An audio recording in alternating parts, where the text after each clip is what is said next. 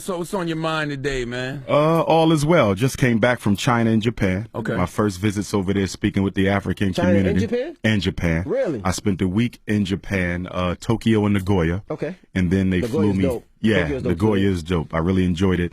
And then I went to Shanghai and Beijing. It was bittersweet. Sweet because it was good seeing African people in a different setting from America. Okay, I had never been to China. So it was very good to see that. The bitter side is the fact that we're not treated well over there. I'm not surprised at that. What you mean? But I was taken aback by the extent to which racism is practiced against blacks in China openly. Really? So in America, we have a civil rights culture. So racism, you have to tuck it under. Has to be covert. It has to be covert. Yeah. And China is very much So, like, overt. what- There were certain nightclubs that we couldn't go into. Really? Oh, yeah. And they will tell you no black people are allowed here. What? There's certain sections of certain neighborhoods you can't live in.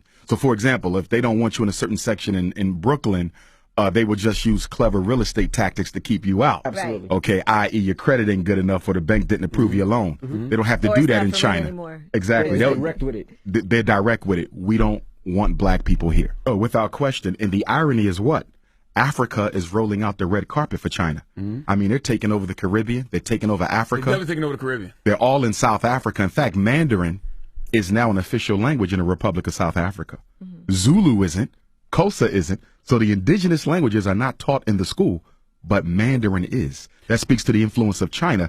But they don't roll out the red carpet for us in China. We're the first to build every civilization everywhere. So I don't care if you're in Mexico, if you're in Europe. Who were the first Europeans? The Grimaldis of Africa, who migrated 20 to 40,000 years ago, and in the process of climatology, lost the pigmentation, the deep pigmentation that we have. So no matter where you go, we were the first people there. Is there any place in the world we can go and not experience racism? No, not at all. Even the Because- Caribbean? Not even in the Caribbean. In fact, when I was in Jamaica, I keynoted the Garvey celebration last summer, Ocho Rios. The Chinese pretty much own Jamaica. I mean, the Jamaican government is giving them concessions, land concessions. They're building hotels, beach resorts. They're building 2 schools for the Jamaicans.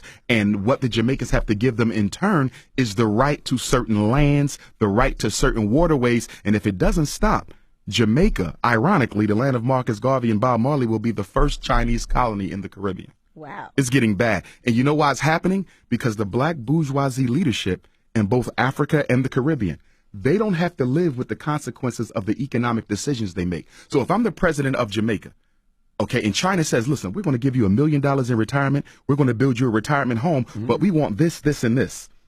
And you can loan as much money as you want. You can borrow as much money from the Bank of China as you want.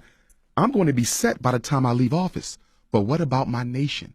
Jamaica will be struggling for the next 50 and 75 years because of bad economic decisions from selfish leaders today.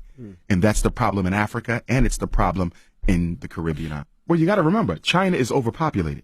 So it's always looking for opportunities to dump some of its excess population. Right. And you know what's so sad? Chinese will come to South Africa poor with nothing.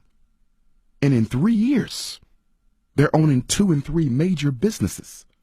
Because what happens is when the Chinese come, they employ their own. They don't employ indigenous African labor. But this is exactly what the heads of state tell black people. Let the Chinese come to Jamaica. Let them come to South Africa. They're going to give you guys jobs. The jobs never come. They bring their own population, which makes sense from their perspective because they have so many people that need a place to go outside of China. So they're showing up broke and going back home as millionaires.